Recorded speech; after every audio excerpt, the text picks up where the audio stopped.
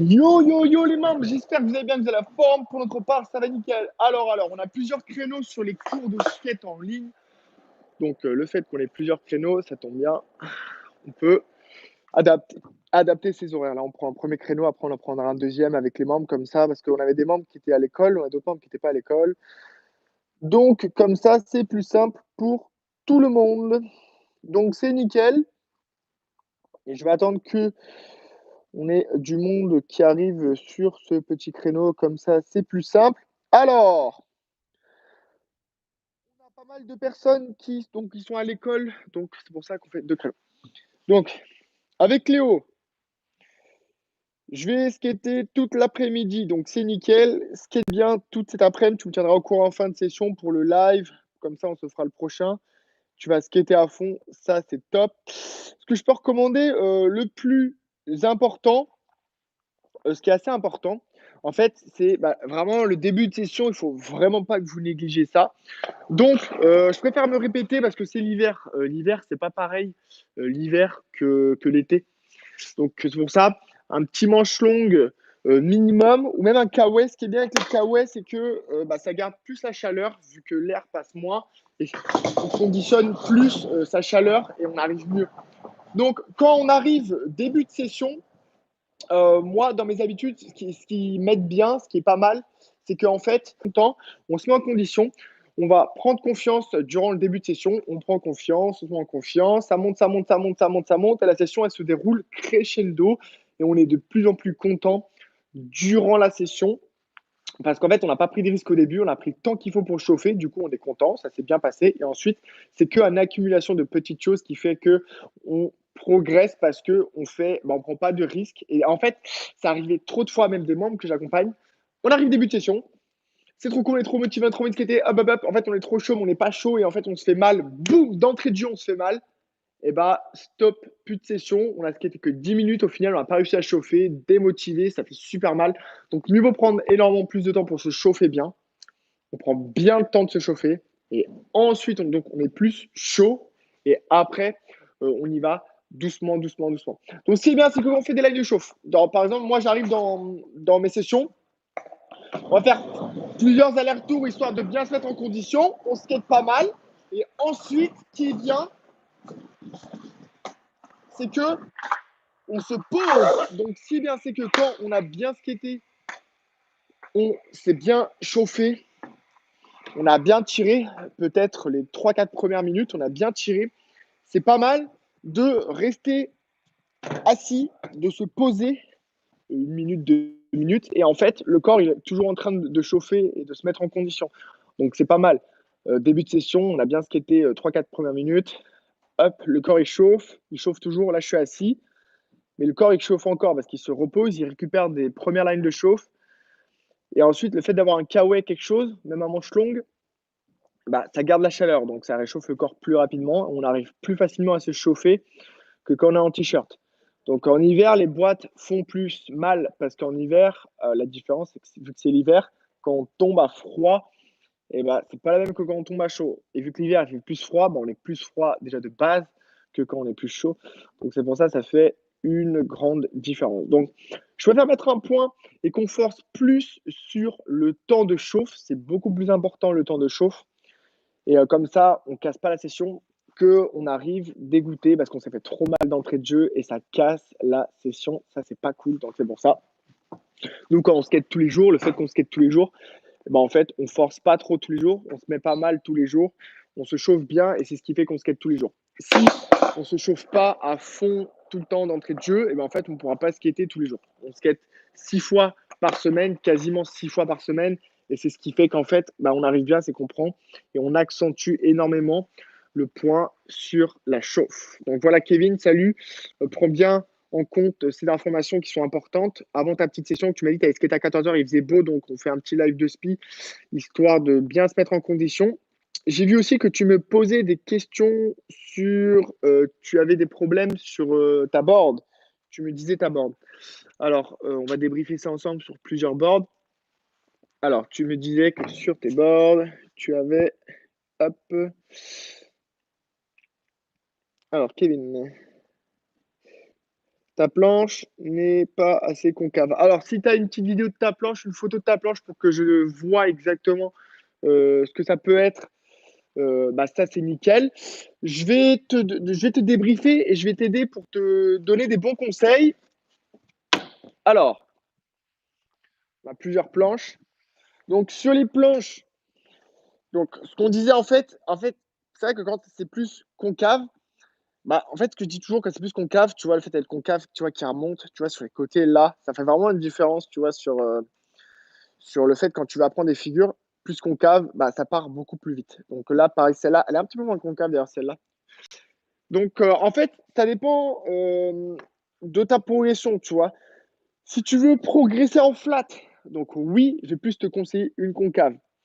Si tu veux plus progresser en bol, pas forcément obligé d'avoir une concave, mais ça peut t'aider. Mais c'est pas obligé, tu vois, ça dépend vraiment de toi.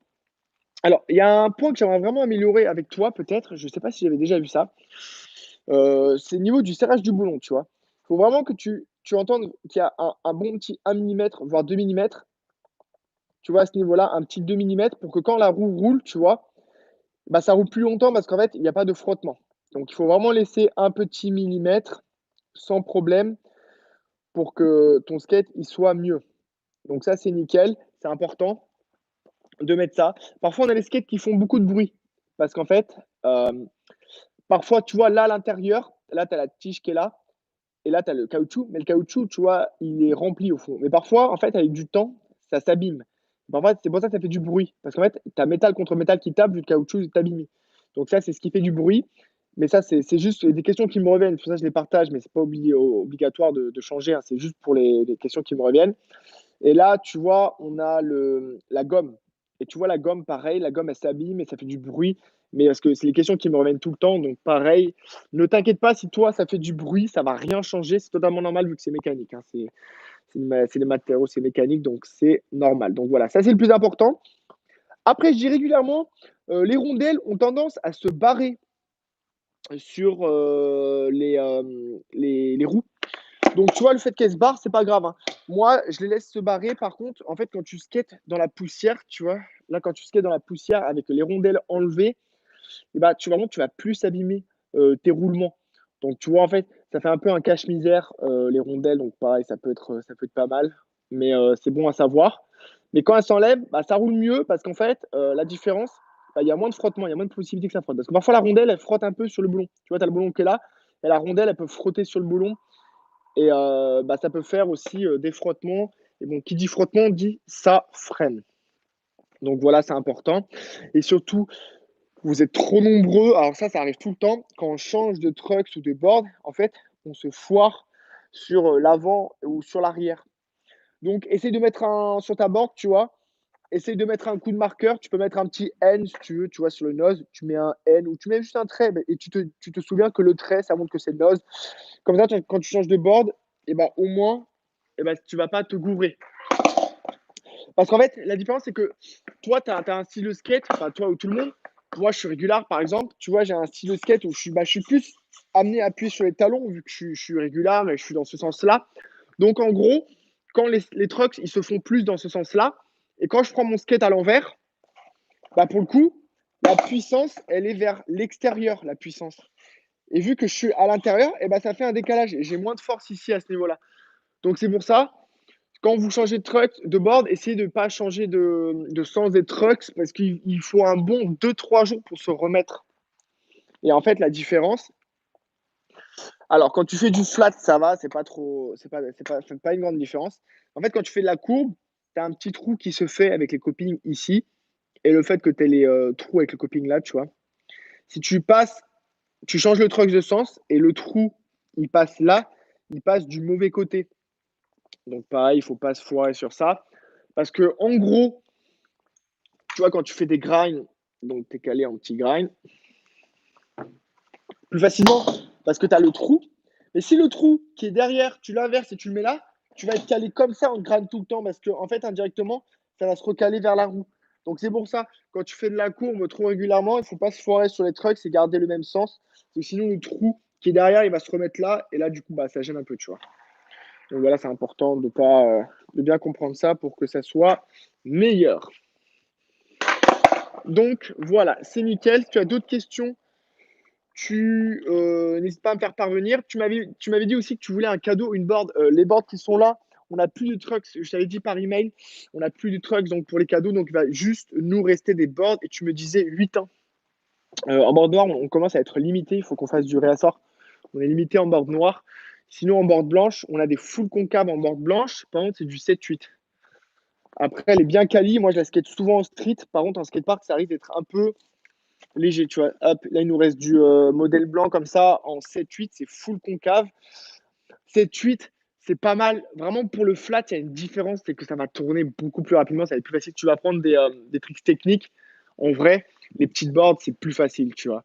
Et après, c'est sûr que quand tu veux faire un peu les deux, tu peux partir sur le skatepark. Après, moi, je sais qu'il y a beaucoup de personnes que j'essaie de mettre dedans. En fait, j'avais une board pendant trop longtemps et quand j'ai réussi à séparer les 2 disciplines, j'ai réussi à être plus fort. En fait, tu peux pas être fort avec une seule board. Donc, c'est pour ça qu'en fait, quand tu es fort avec une seule board et bah, tu es bon partout, tu vois? Parce que tu as qu'une seule board. Par contre, tu veux vraiment te défoncer sur un spot et bah, là, il va falloir commencer à avoir 2 boards. Après, je dis ça, moi, c'est avec une grande expérience, tu vois? Si je veux faire vraiment de la big, du gros ball, tu vois? Les boards qui sont là, elles me suffisent pas, tu vois? Ça c'est, intermédiaire pour que je fasse les 2, ça va être plus facile. Mais après, quand tu veux vraiment perfectionner des gros tricks en ball, des gros tricks en big, il va falloir partir sur vraiment, tu vois, des plus grosses boards, hein, sur le 149, tu vois, roue 58, board 8-6. Donc, c'est pour ça. En fait, ce qui est pas mal, c'est que quand tu veux t'envoyer sur plusieurs disciplines, tu veux que bosser le street à fond et tu veux que bosser le parc, bah, c'est potentiellement envisageable de partir sur 2 boards. Donc, le fait de partir sur 2 boards, bah, tu as une pour le street, une pour le ball, tu vois. Et donc, street, ça sera super léger. Et en fait, ce qui est bien quand tu as 2 skates, c'est que quand tu as une grosse board ball, tu es trop à l'aise en ball parce que c'est beaucoup plus large. Et quand tu repars en street, tu as une toute petite board, du coup, tu es encore plus à l'aise et tu es plus performant parce que c'est plus léger, tu avais l'habitude du ball. Et là, en fait, tu retrouves des sensations sur une petite board que tu n'avais peut-être pas forcément sur la grosse. Donc, ça peut faire un changement et ça peut aussi faire des déclics. Et ça peut aider tout simplement. Donc voilà, c'est assez important de comprendre ça.